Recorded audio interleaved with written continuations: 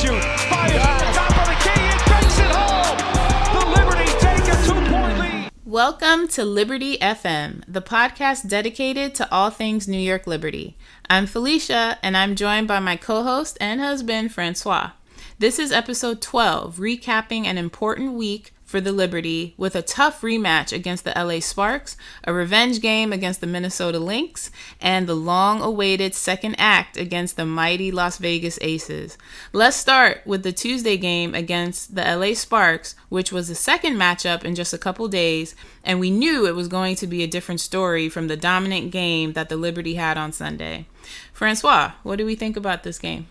I mean, we knew it was going to be a much more difficult game than the first one. I mean, obviously, it's very rare for two teams to face each other in such a short amount of time. So I was kind of expecting the Sparks to come with a different mentality.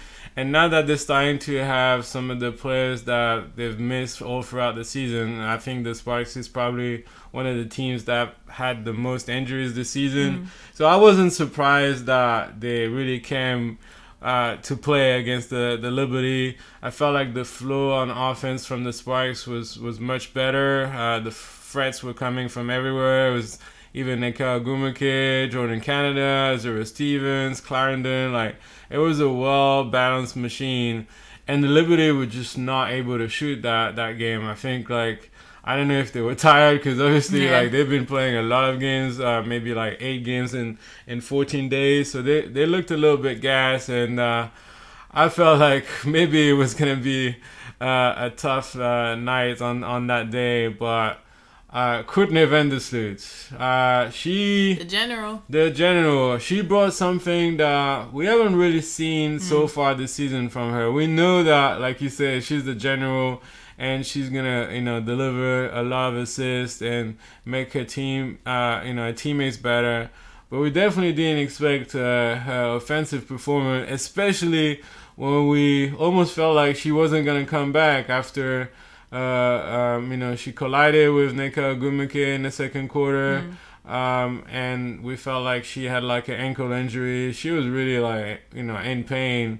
She didn't come back at all from the second quarter, but that second half, it was all about Sloot, wasn't it? Yeah, I mean, the general came to play. She showed up. I think typically what we see from Vandersloot during the season is that she always has more assists than points usually, or it's about the same sometimes. So this game, it was really great to see her go off with 23 points and 6 assists. And so it was just really great to see her come back in the second half. I was worried, too, that she wasn't going to come back because it's definitely someone you need to just run the flow and run the offense. She works so well with everybody on the court, and when she's not there, you can definitely feel that presence missing. So I'm glad she came back and really stepped up for the team. And I think everyone contributed. I mean, looking at the box score, yeah, the Liberty didn't play like they did a couple days before when they played the first game where they were really dominant. I think the shots just weren't going down for them, and I think they were a bit more hesitant. Maybe they were a little tired, who knows, but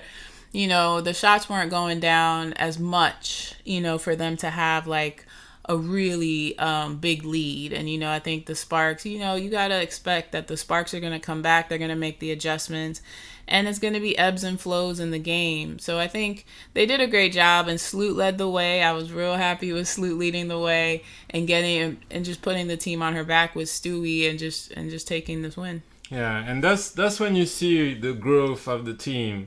Because when you have Stewie is off to a bad shooting night, Sabrina Ionescu was also very discreet in this game. Like, not a lot of threes going for herself.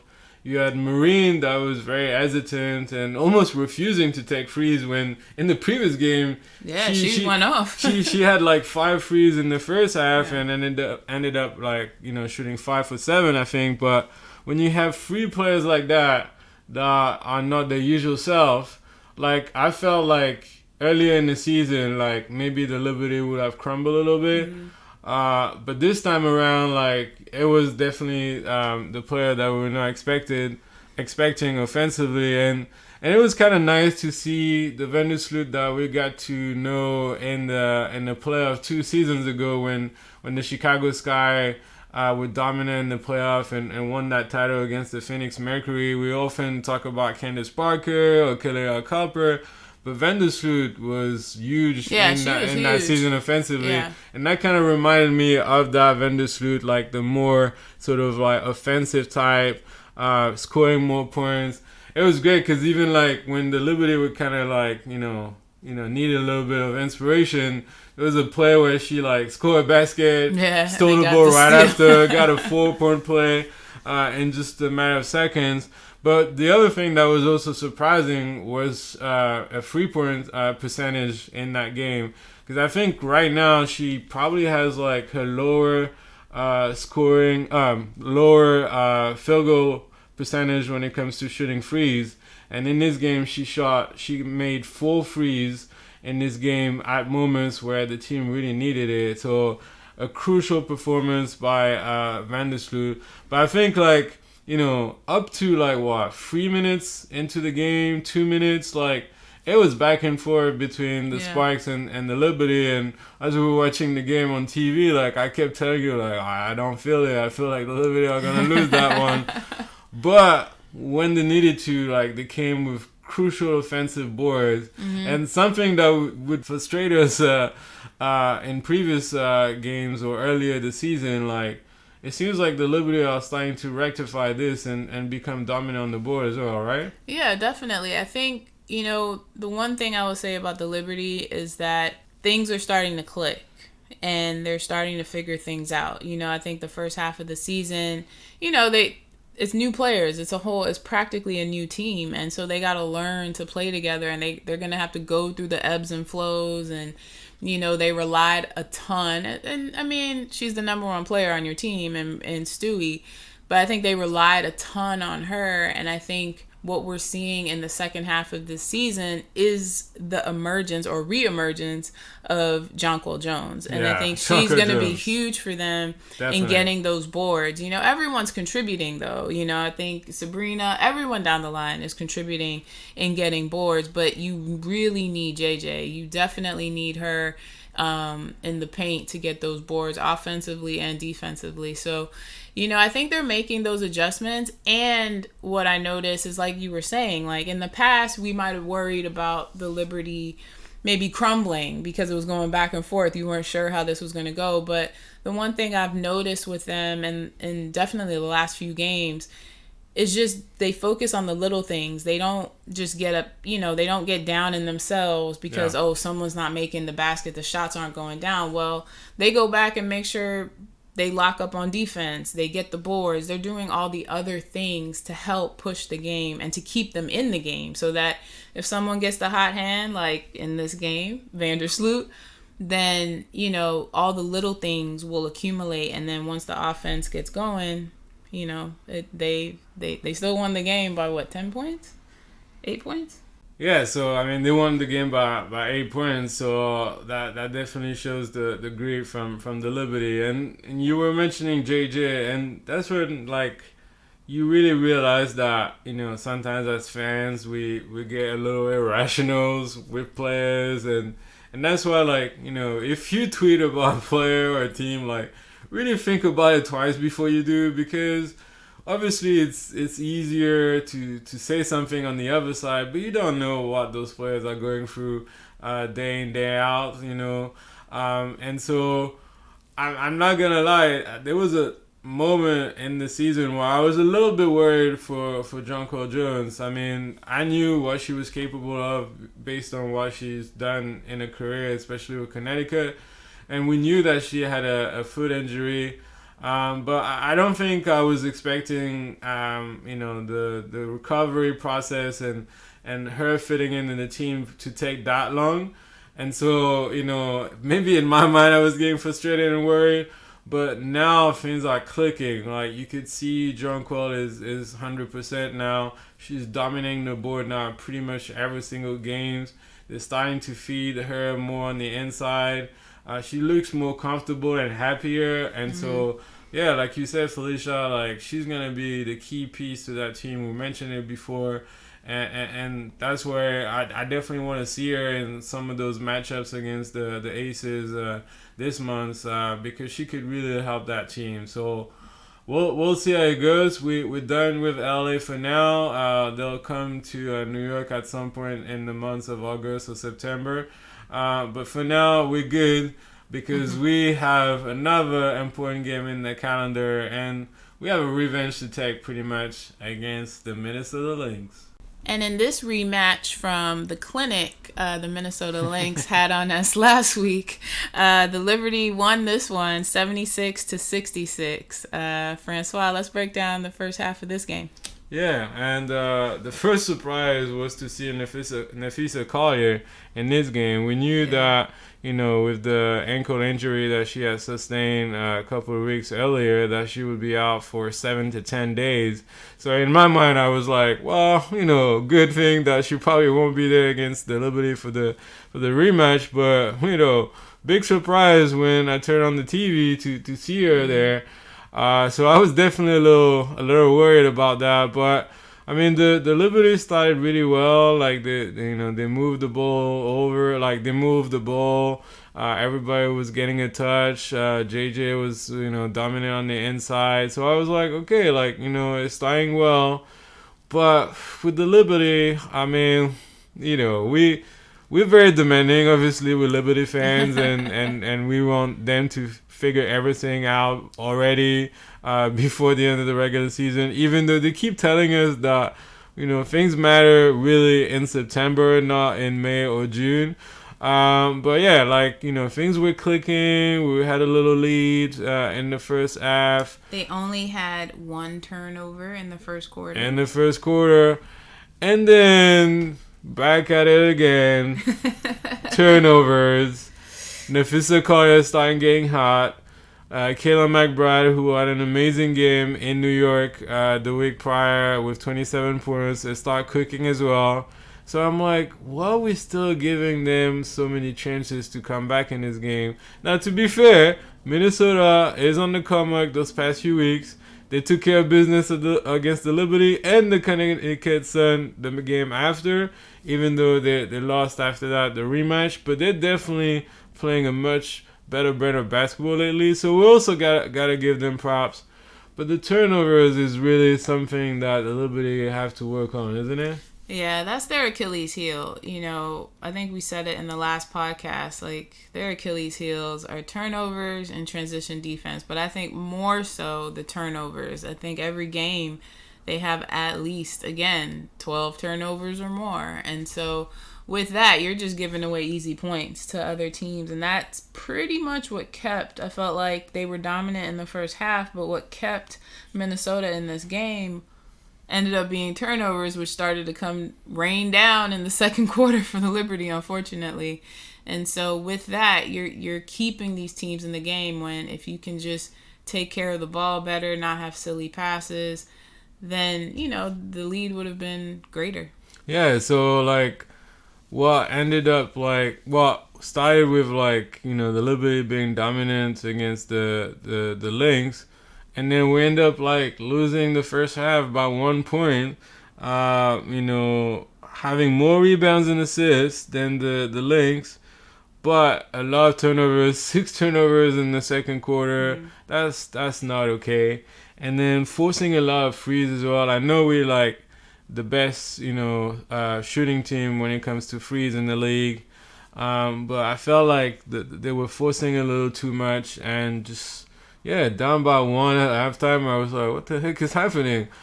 But the third quarter, starting on a different note, Sabrina, who was very discreet in the first half, and also, she was really not locked in this first half because it's I mean, thank goodness, the players don't hear us when we're in front of our screen for away games. But we were quite frustrated with Sabrina as well with some of her rotations on defense. She has a tendency, we noticed at times where she, obviously, if the Liberty switch a lot on defense, and sometimes she obviously has a matchup someone that she's wouldn't normally defend against. but then she just leaves her assignment to go back to the player that she has to defend, but doesn't communicate to her teammates and leave a player wide open.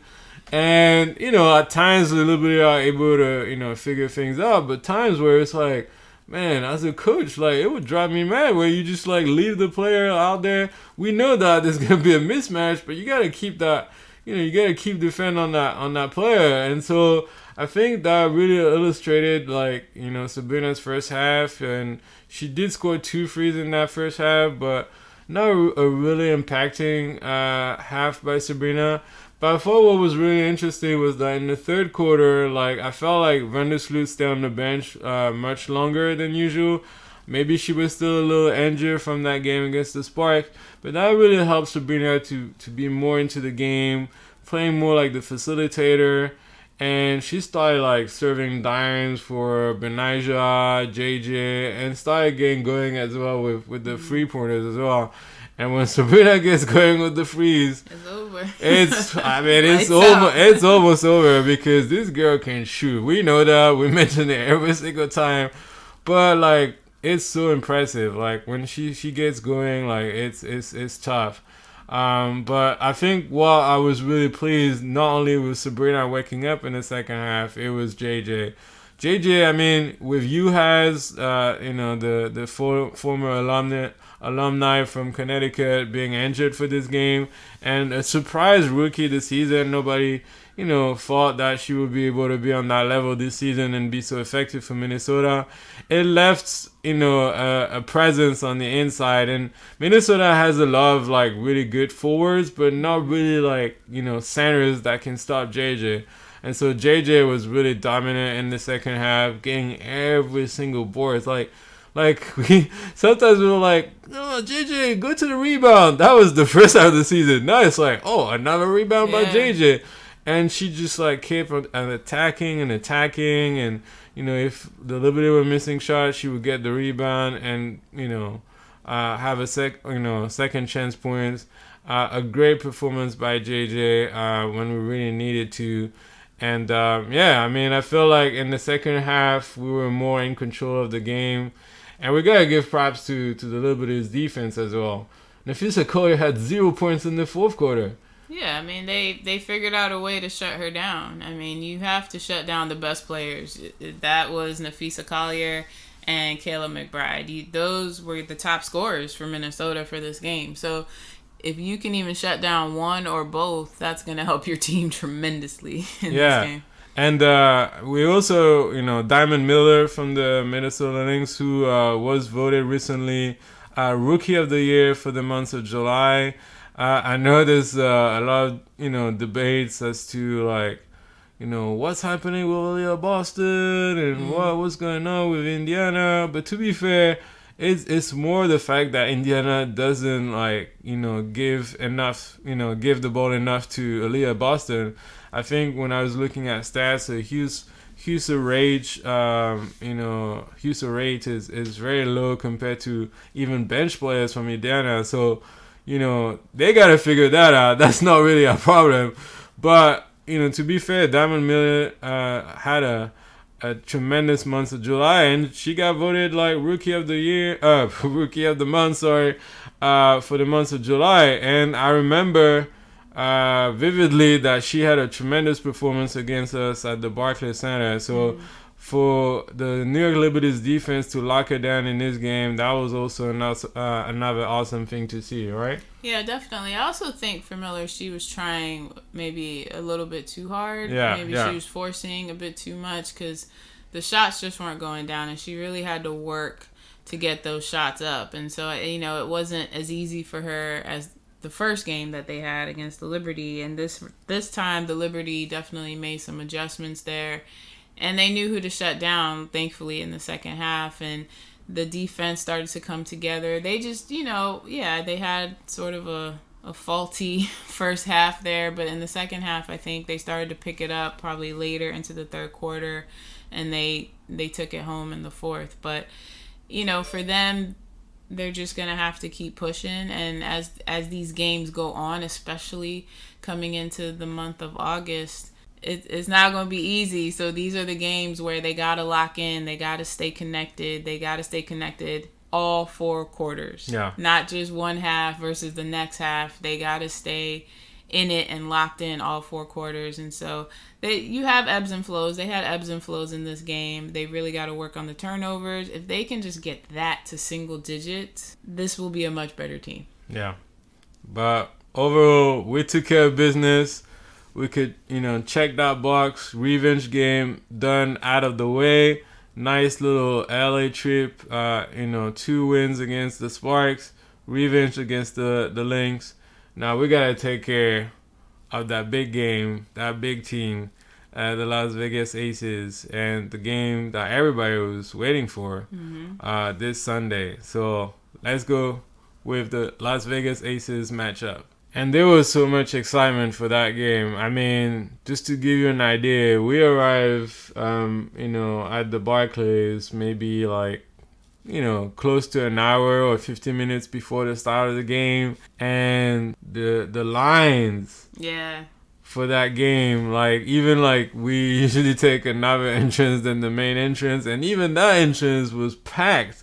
And so it was like, oh, okay, everybody wants to see that game. And in a way, it's great for the game. I think as much as people want to criticize super teams or hate on, teams being able to build up, super powerhouses and bringing players and everything. At the end of the day, that helps to grow the game, because that was definitely the biggest attendance we've ever seen at the Barclays for a New York Liberty game. So that's what creates excitement, to see 2 big teams facing each other, MVPs, number 1 draft picks, all-stars, that's what is going to elevate this game. And so it was really great and exciting to see so many people showing up for this game. And obviously the Liberty had, I wouldn't say a revenge, because obviously the Vegas Aces are on course to have one of the greatest NBA regular season of all time. But definitely that first game left a sour taste for every Liberty fans, especially if I'm not mistaken, that third quarter in the first game in Vegas, where the Vegas Aces just dominated the Liberty. And so, I remember we were talking about the game prior when we were in line. And it was we didn't know what to expect. We didn't know if the Liberty were going to win that game or not. But at least we wanted a tight game, right? Yeah, we wanted them to keep it close. If they can keep it close, there's definitely a possibility they can eke out a win. And I think, from the last game, which was over a month ago, the Liberty got picked apart. And it showed, it showed that they weren't really a cohesive unit yet. And I think they've been building towards that now within this last month or so. And so now for today's game, we were just thinking, okay, we know the Aces are the top team. We know they are hard to beat. That's why they only have a couple of losses. And so we were hoping for the Liberty, stay close, keep this game close. Maybe we could get a win out of this. And there was no maybe in that. This was a pouncing, which we will take, because we know the Aces don't play like this normally. We know they're not going to come like this every game. This was a battle the Liberty won this time around. All right, so let's break down this game that I don't think a lot of people were expecting the outcome that happened today. But the first quarter, I think, live up to the expectations that everybody was, looking for, is, meaning a battle between 2 great teams. I think, we were going back and forth, Liberty was scoring, then the Vegas Aces were scoring. But we knew that, the Liberty needed to be really careful, though, because there were a couple of times where I think they were a little reckless on defense, try to double, triple, even quadruple team Asia Wilson. And it's I know that she's dominant. She's, at the moment, the MVP probably, of the season at the moment.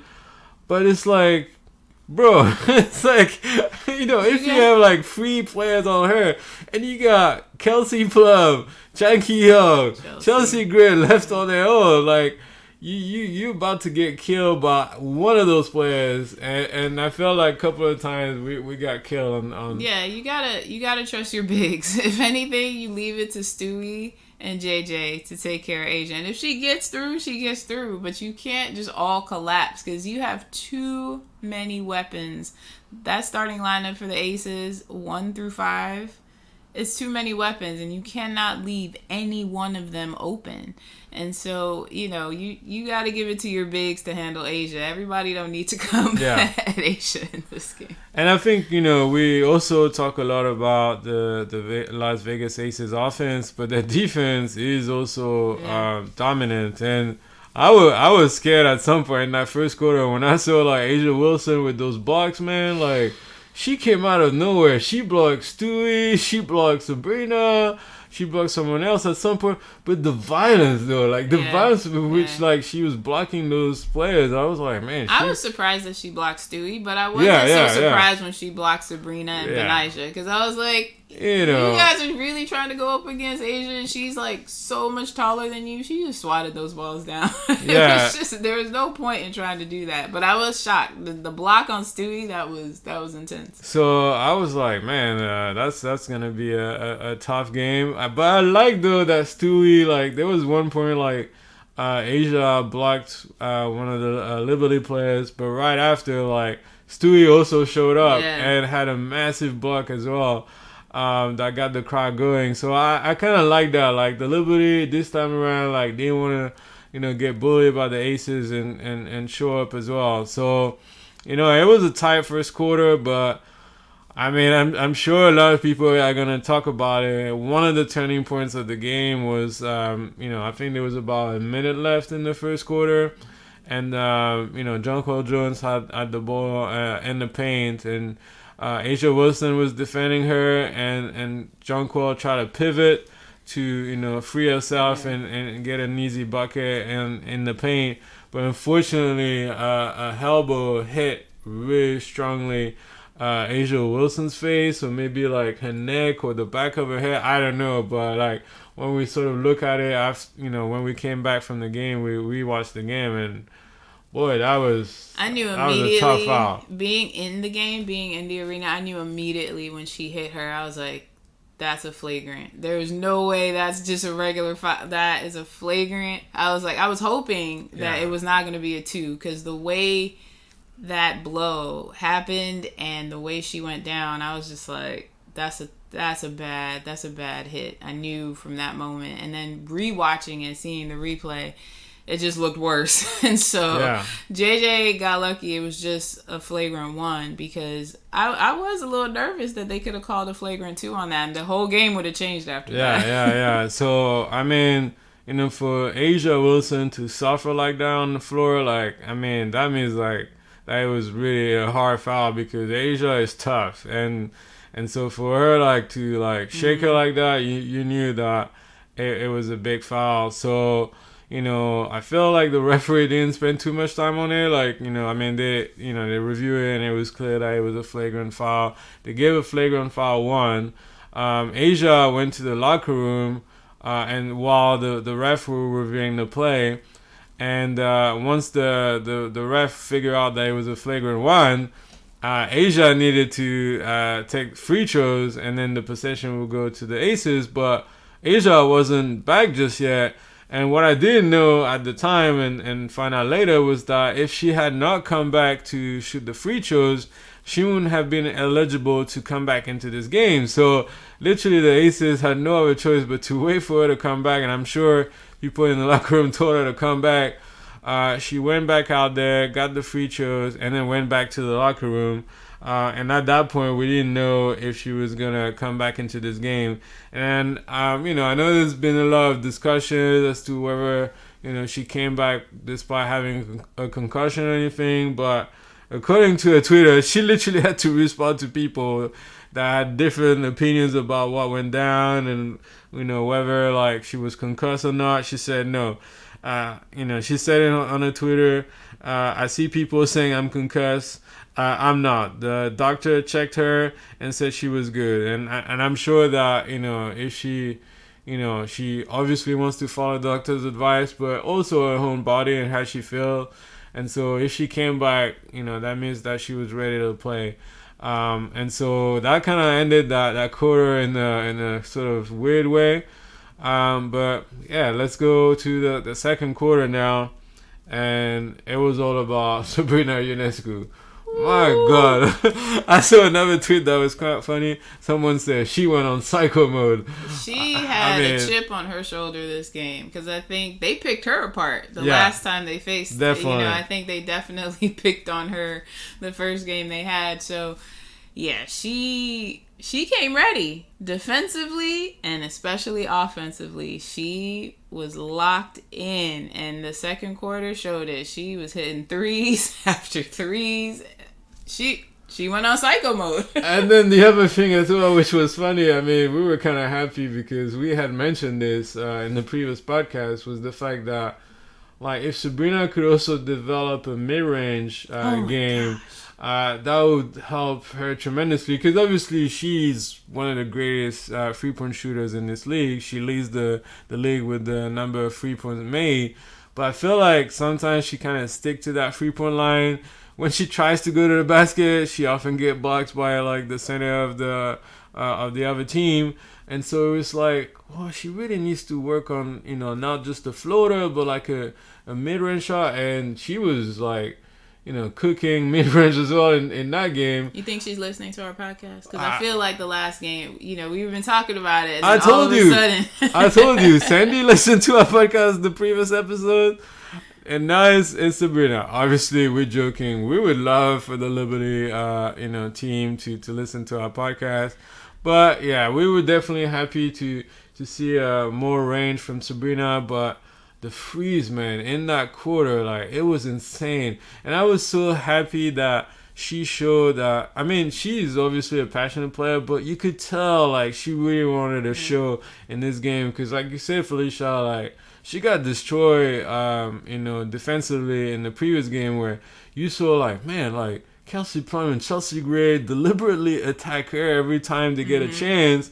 And then, obviously, they also have this way of double teaming her, like, very early on the half court to not let her play a game or facilitate for others. But this time around, like, she wasn't, second guessing. She was just going all out. And that really helped the Liberty. Yeah, they didn't really double team her this game, I feel like, especially if she was the one bringing the ball up. Sloot did it most of the time, but they didn't really double team her when she brought the ball up. So that was helpful, and we'll take it. But I think for Sabrina, I was especially proud to see her shoot some mid-range shots, and she definitely got into the paint a couple of times and got some baskets there as well. So it was just great to see her. I think for Sabrina, this will take her to the next level. We know she's a phenomenal three-point shooter. She's probably going to be one of the greatest. She's going to be a legend at it, I'm sure. But if she can get that mid-range going, if she can attack, she's going to be a different player, and she's going to be on a different level, and she may also shut some of the noise down that sometimes I feel like unfairly usually comes her way. And so by doing that today, she did a tremendous job. She had hands in her face. She was still shooting threes. It didn't matter. She was locked in from go. And so kudos to her. And what was interesting was that it wasn't just Sabrina that was, like, really dominant. She had also a lot of help from Sloot and Benaja, and there's a stat that I got that was very interesting, was that if you compare the performance of the guards in the first matchup against the Aces versus the first half of today's game, Sabrina had 7 points in the first game. She already had 23 points at halftime. Sloot had 10 points in the first matchup, 10 points already in the first half. Benaja, who had a surprisingly low performance in that game with 3 points, she already had 7 points, couple of threes as well in that first half. So all the guards and the Liberty team were contributing. And so, I think we were up by 5 at halftime. Still a tie game, but you definitely feel confident because we have a game. Like, that's what we were saying prior to the game. Like, like as long as you keep it like close, you'll still have a chance, and that shows that you've shown progress and growth compared to the first game. And can I just give Benijah Laney her flowers too? Her defense on Chelsea Gray. Amazing. Because that's who like with Chelsea Gray, point guard, rightly deserved point guard. But Benijah, her defense was impeccable. And I have to say, it made Chelsea definitely have pushed some difficult shots that didn't go in. I mean, Chelsea got some shots up there going into the paint, but Benijah, she definitely kept her down, and also you got to give it up for everyone else on Jackie Young, Kelsey Plum. None of the aces really had a good shooting night, and so that also benefited the Liberty greatly throughout this game. So kudos again, Benijah, awesome job. I mean, let me tell you, if you know the night before that you're gonna have to guard a good chunk of the game against Chelsea Gray, you better have a good night of sleep, man, because that's gonna be a long, long day for you and requires every effort. To live up to the expectations, and Benijah Laney is kind of like the unsung hero of that team. But my God, the growth of that player all throughout the season, she was more like the defensive player in the first part of the season. Now she also bring tremendous offense and this balance between the two. She's a crucial element to that team, and kudos to Benijah. Her defense against Chelsea Gray was amazing. I mean, at some point when the game was pretty much settled and they took her out in the fourth quarter, I think with 5 minutes left, she had a standing ovation from the Barclays. People recognize and saw how crucial she was in this game. So kudos to Benijah. But before we sort of look into the end, let's talk about that third quarter. My God, you should have seen me how many times I put my two hands on top of my head in terms of disbelief. That quarter was probably the most amazing quarter I've seen the Liberty play in a very long time. This season, last season, 2 seasons ago, what a dominant third quarter. And they won that quarter 30-9. Can you imagine only allowing the Aces to only score 9 points in the quarter when they're the number one offensive team in this league, probably the number one defensive team as well, but so dominant on offense, they only score 9 points. Yeah. I mean, and it was just one of those nights or one of those afternoons where every single shot was going in. But it didn't feel like they were forcing threes. It was just nice ball movement. And so it was Kayla Foran, Benijah Laney. Stewart started getting going as well after having a quiet shooting performance in the first half. She got going. Sloot got going. Sabrina was going out of this world in this quarter. It went down from everywhere. I mean, even when we rewatched the game afterwards, they had a Seafoam. The ESPN announcer says a Seafoam shower, a silky symphony. I mean, they were trying their best to come up with any kind of metaphors to describe that third quarter performance. I was in shock.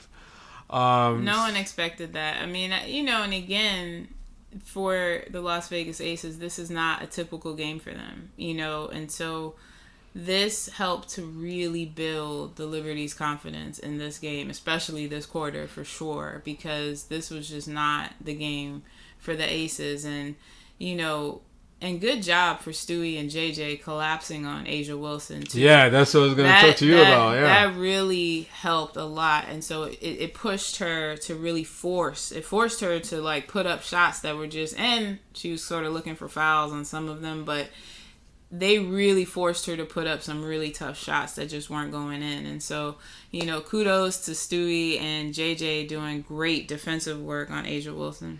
I mean, she said after the game, like, she tweeted Asia Wilson on that same tweet where she, brushed off the concussion rumors, that she was saying, like, she's not going to have a 2 for 14 night every single game, trust me.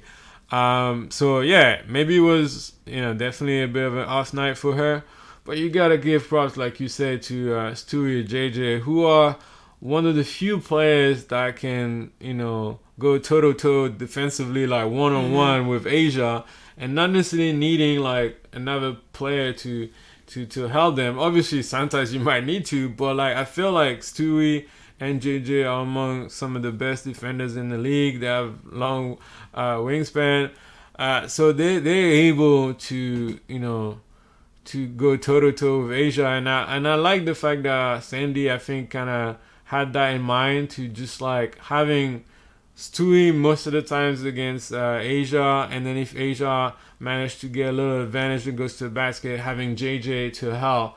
Because the thing is that now that Candace Parker is out of the picture for now, we don't know if she's going to come back this season. Kia Stokes, who's now the other starting center / forward for the Aces, is a defensive-minded player.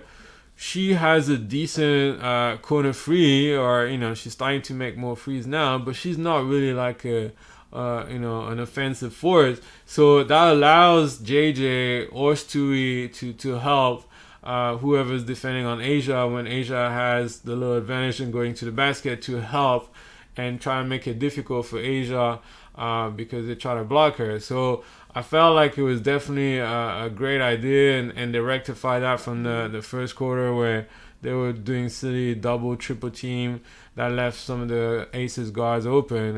And so, yeah, once you lock down Asia, who's really like, the heart of the team, not that you're going to win the game, but that definitely is gonna help. So I was really excited about how they managed to stop her most of the times.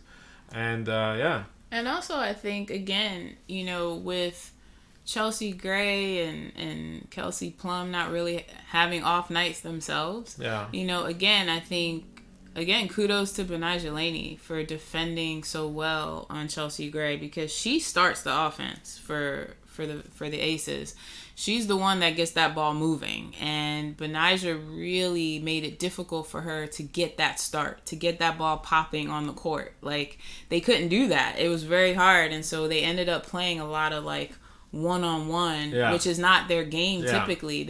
They like to move the ball. They're quick. They're always playing with pace. And so I think what helped the Liberty is that they're already having an off night shooting, and now defensively, you're basically stopping them from getting those passes up. And also, when you saw some of those passes, whether it was JJ, Sloot, anyone really, but I think I saw Sloot and Sabrina a couple times get that ball out of Kelsey Plum's hands and steal it. And so, it was really just great offensive. Obviously, it was an offensive onslaught for the Liberty, at the expense of an off shooting night for the Aces. But also defensively, you got to give the Liberty credit that they really locked them down tonight and really forced some unnecessary shots. Yeah, and so, fairly early on in the fourth quarter, when the Liberty kept on going with the same, rhythm as the third quarter, it was pretty much game over. And so halfway through the quarter, or if not earlier, Becky Hammond decided to, put some of the bench players. And if you start seeing the bench players that early in the fourth, that either the Aces are up by a lot, or surprisingly they're down by a lot, which was the case in this game. I mean, at some point the Liberty were up by 40. I couldn't believe it. A little more than 40 at one point, but I know 40 was definitely. and it was strange because like we were dominating the whole game, and there was no doubt that they were gonna get the win, but I was still almost like expecting the Aces to come back, and it just never happened. And I'm glad it happened. I'm glad it happened that way. And it was funny because usually it's the Aces that have a very tight rotation, and don't use a lot of bench players. But this time around, Sandy also wanted to show that, we have a dominant five, and the rotation was pretty tight, like except for like Kayla Foran, who had a tremendous impact defensively, and then Marine that played a little bit as well. Like it was mostly like a 7-player rotation, and then obviously when the game was pretty much done, they put all the bench players. But yeah, I thought it was interesting that Brandello wanted to keep it tight. I think like that's the first time I feel like where she outsmarts one of the top coaches in the league. Not that she get outsmart a lot, Sandy Brandello, don't get me wrong, but I really felt like this time around she outsmarted Becky Hammond. She had a plan, deliberately deliver the plan that they had in mind, and we ended up getting the win by 38 points. An amazing performance by the New York Liberty. A record in terms of the crowds at the Barclays, over 11,000 people in attendance. And Stewie mentioned quite a few times post-game and in the post-game conference as well how crucial it was to have such a crowd rooting for the team. And obviously she wants that for every single game. We hope that people would be excited, people that don't necessarily come regularly, to come for more games and root for the team. But she definitely mentioned how crucial the crowd was. It was loud. Even Rebecca Lobo also said that it brought her back to those days when they were playing at the Madison Square Garden that had sold out crowds for many seasons. So it was really, really exciting, and I cannot wait for those how many games, like 3 other games against the Aces this month. It's almost like a extended playoff series, but yeah, we're gonna face them again next week for the Commissioner's Cup final. Obviously, that's going to be a different game, and it's going to be, it's not on neutral ground, unfortunately. That's going to be in Vegas, so that's definitely going to be a tough game. And then I know like a couple of days later, they face them again in Vegas again, but this time for the regular season. And then I think later in the months of August or early September, we're going to face them another time, but at home again. But wow, that was an exciting week for the Liberty. Yep.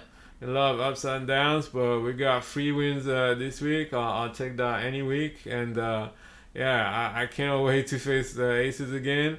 So the rest of this week we're gonna have, not us, but the players, the Liberty players are gonna have a much needed rest after this crazy schedule over the last 2 weeks. And so the next game would be this Friday at home against the Chicago Sky. Another revenge to take, because the last time we faced them was at home, and they shook us and surprised us at home. And after some challenging times with James Wade, the former coach of the Sky, leaving the team halfway in the middle of the season, they're starting to find their grooves again. They beat the Dallas Wings twice in Dallas, so we know it's going to be a tough game on Friday. Definitely. Yeah, and then Sunday they're facing the Indiana Fever again in Indiana. We took care of business so far the first 3 games we play against them, but we know that the last game in Indiana got a little crazy with an overtime game, so we'll be interested to see what the Liberty are doing this time around. Alright, so I think that's it for this week.